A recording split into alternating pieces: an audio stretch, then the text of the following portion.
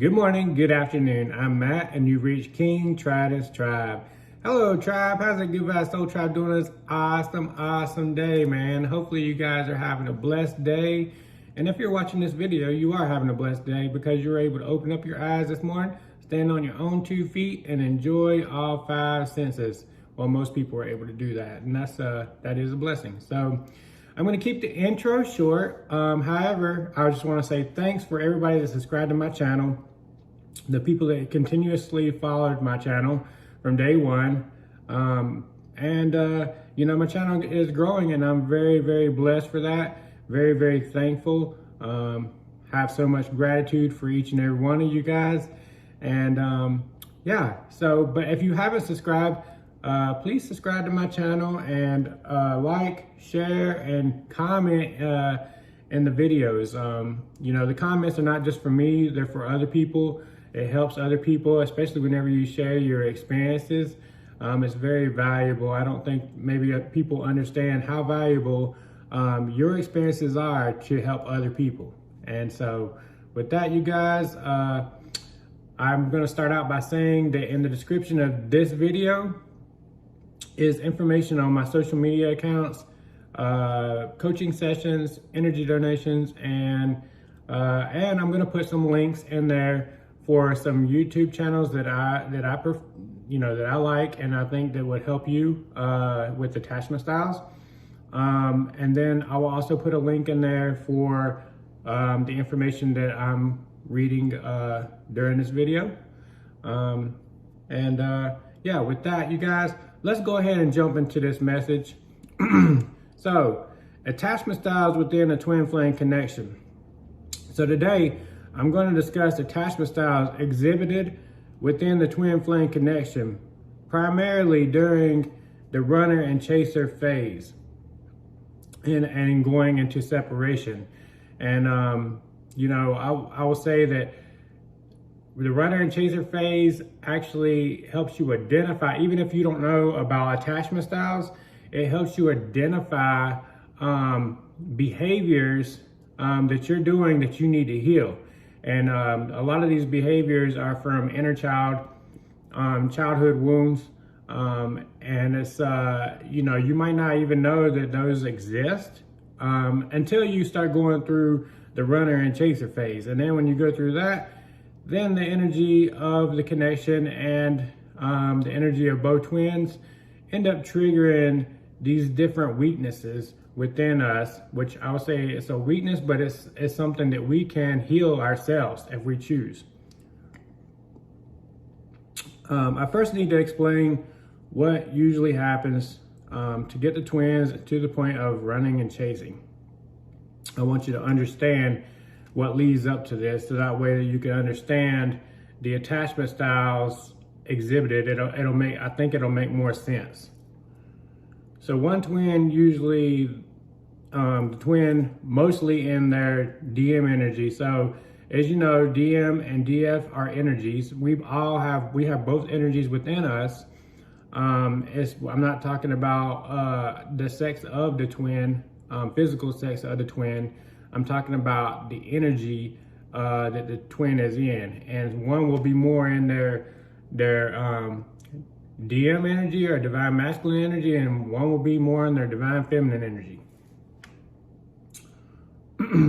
So one twin, usually the twin that's most in their DM energy, will resist the energy of the connection to dive deep and begin to heal past traumas and wounds.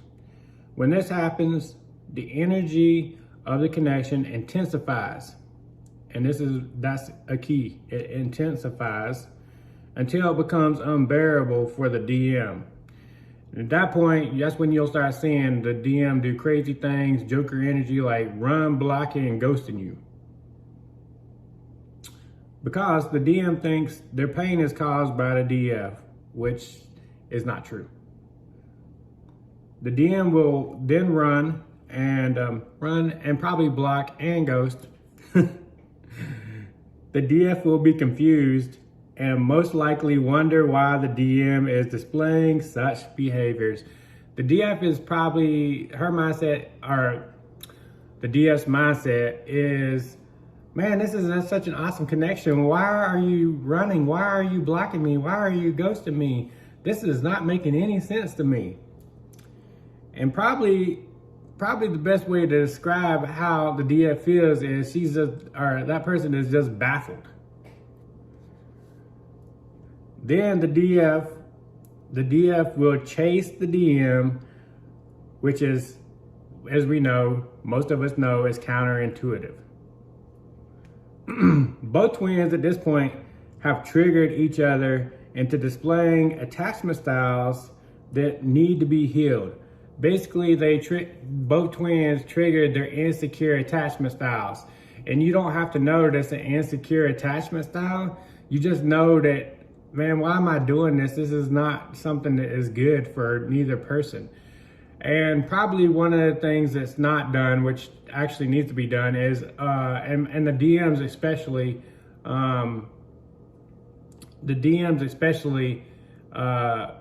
need to understand that what they're seeing from the DF and what the DF seeing from the DM is they're mirroring each other.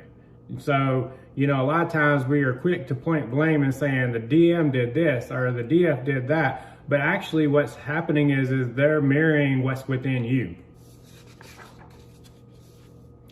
So a bit deeper into what attachment styles that the runner or the DM or the chaser or the DF most likely have. The runner or DM, now I need to clarify this. So remember attachment styles are developed as a child and can be healed or you can become secure. So this doesn't define who you are, and it's not like that we are giving you a diagnosis of this, because I had to heal my insecure attachment, which I did a video on. So I was there, so I know how it feels, and I know that you can heal from it. It takes lots of commitment to your inner work in order to get to that point of a secure attachment style. The runner or DM has avoidant traits or disorganized traits. Now, I'm gonna go in and I'm gonna read you, and I'm gonna put the link to this information in the description of this video so you can follow along if you want. But I'm gonna read you a description of avoidant, and this probably will make a lot of sense. So avoidant, high on avoidance or low on anxiety. So is uncomfortable with closeness, primarily values independence and freedom. Not worried about partner's availability, and has the I am uncomfortable being close to others.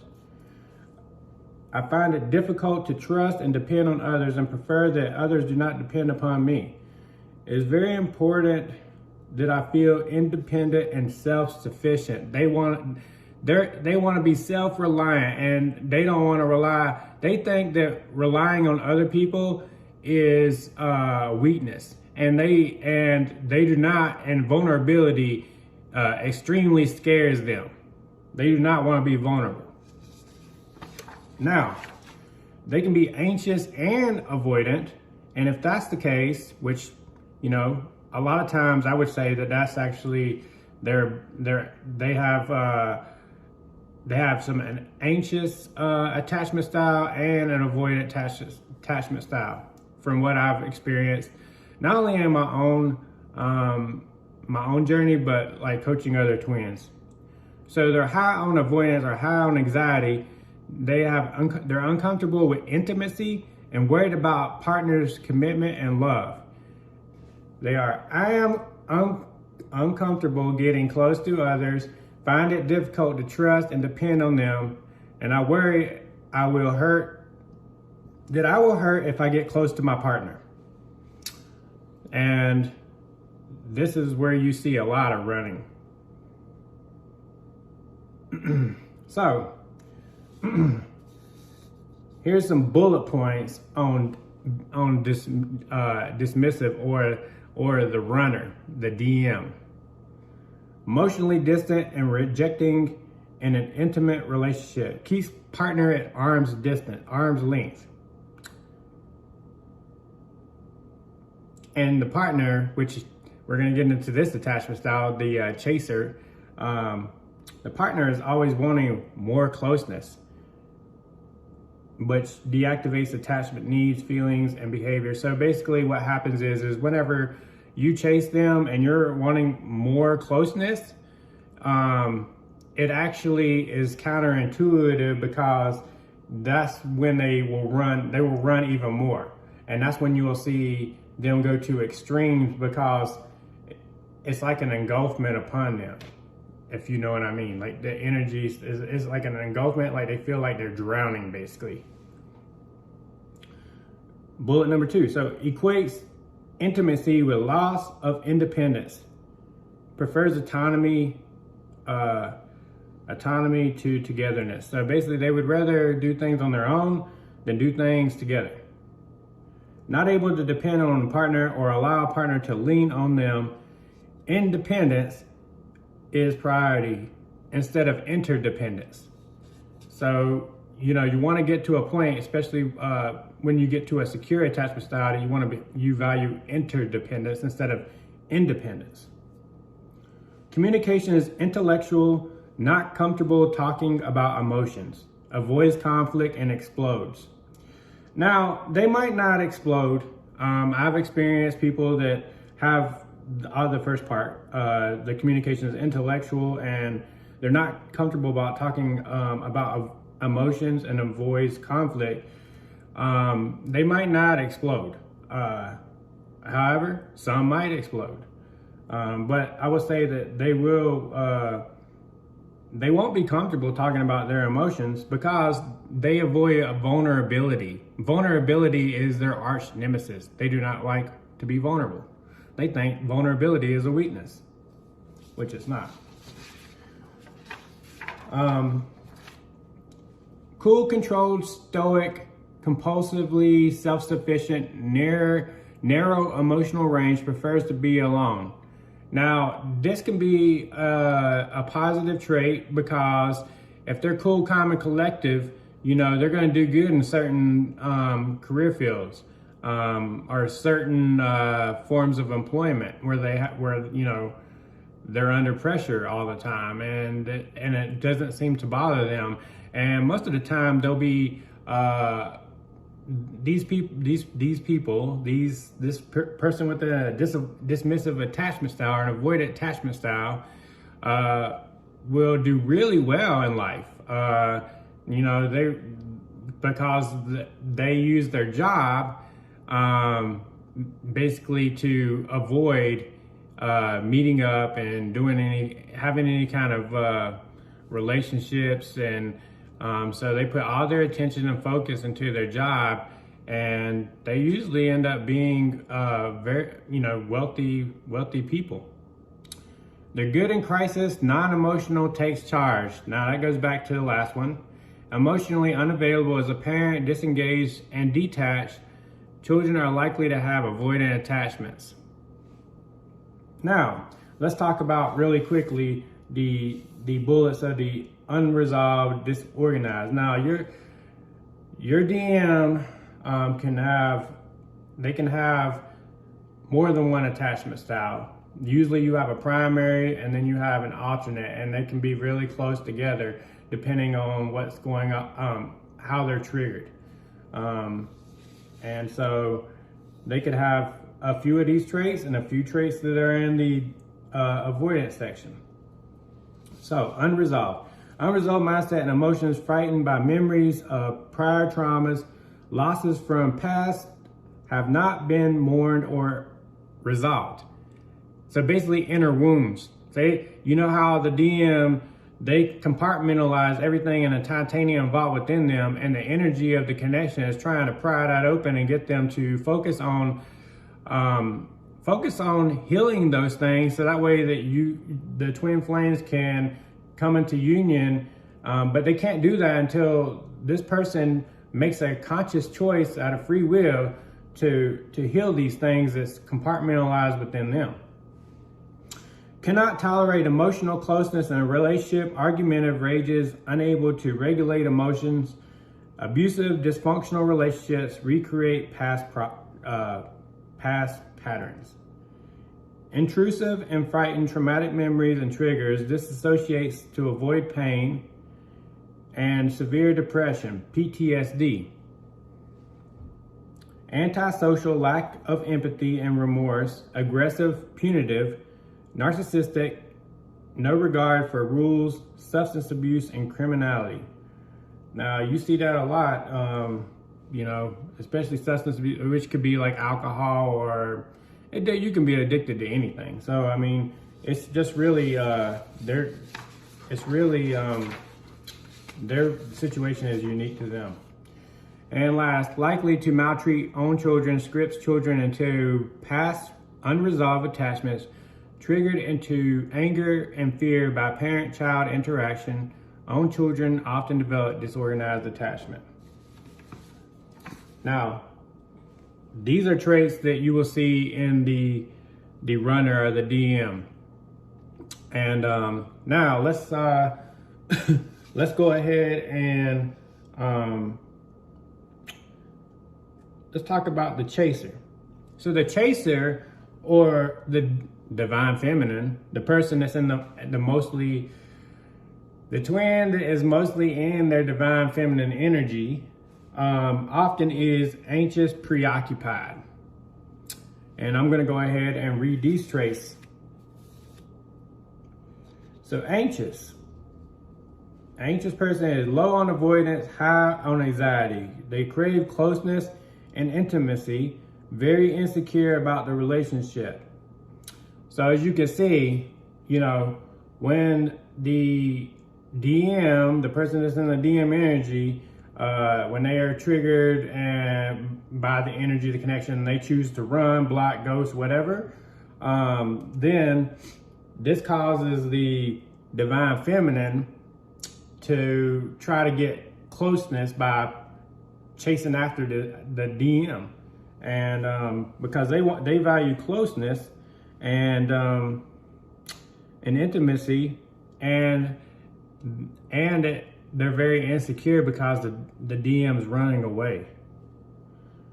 They have this is how they feel. I want to be extremely emotionally close, merge with others, but others are reluctant to get close as I would like. And that's how they feel about the DM.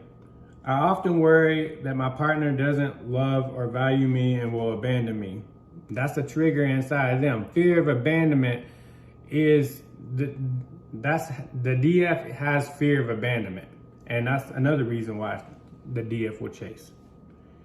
My inordinate need for closeness scares people away. Now, let's go ahead and let's look at a few of these traits real quick, these bullet points real quickly. So, anxious, preoccupied. Insecure in intimate relationships, constantly worried about rejection, abandonment, preoccupied with relationship. Hyperactivates attachment, needs, and behavior. Needy, requires ongoing reassurance, want to merge with partner, which scares partner away. Ruminates about unresolved past issues from family of origin, which intrudes into present perceptions and relationships. Fear, hurt, anger, and rejection. Overly sensitive to partner's actions and moods, takes partner's behavior too personally. You see that a lot too. Whenever the DM runs away, the DF will take that personally a lot of times, and it's not. What you need to understand, it's not about you, it's about them. You didn't create them that way, and you didn't do anything more than likely. It's the battles within them, basically. Highly emotional, can be argumentative, combative, angry, and controlling. Poor personal boundaries. Yeah, I see that a lot, especially with divine feminines, because when I do coaching sessions, I help a lot. I would say a large majority of them are divine feminines, which I love it. It's awesome. But what I'll say is that the one thing that I see, I would say almost every single person that I've coached, is they have lack of boundaries. And it's very important for you to have healthy boundaries. It's important for everybody to have healthy boundaries, but divine feminines especially. And divine feminines do become a lot of times combative or angry, and they'll lash out at the DM.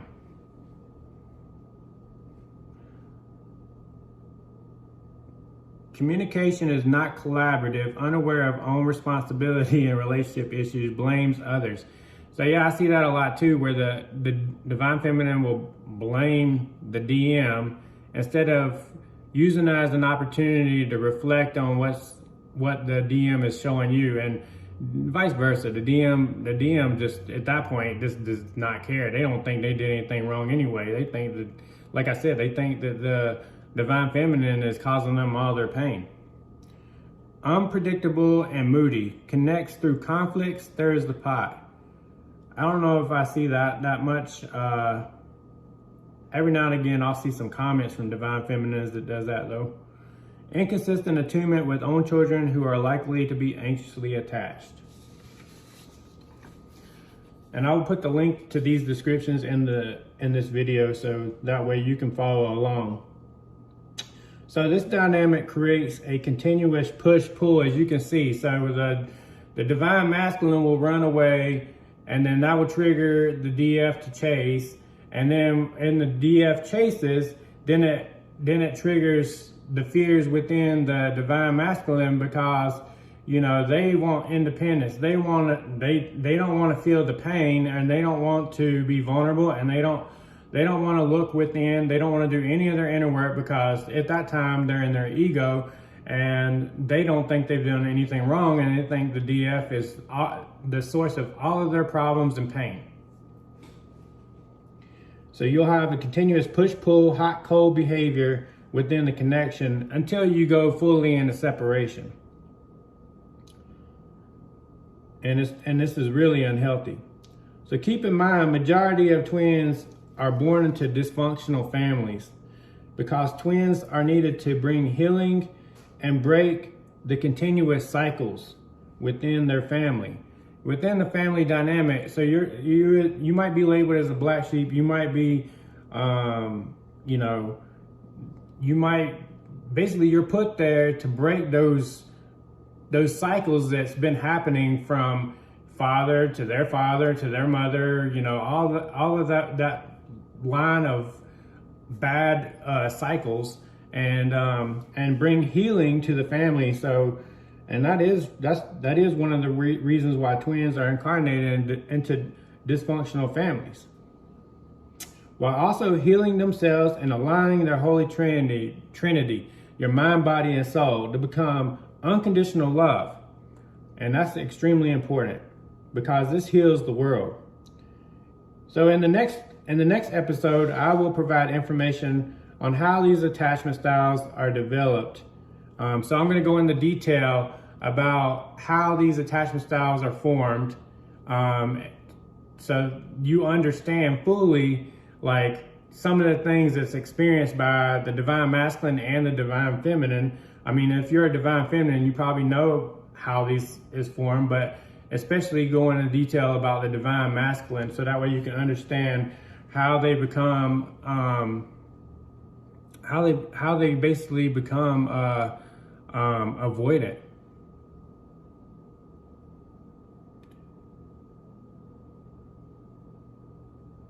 So I'm going to provide information on how these attachment styles are developed and most common family dynamics of both twins, because that's extremely important for understanding this. So lastly, guys, as I leave you, I want you to know you're strong and on your way to healing yourself, and I'm extremely proud of you. And this is within your highest good. This is within your highest good, everyone.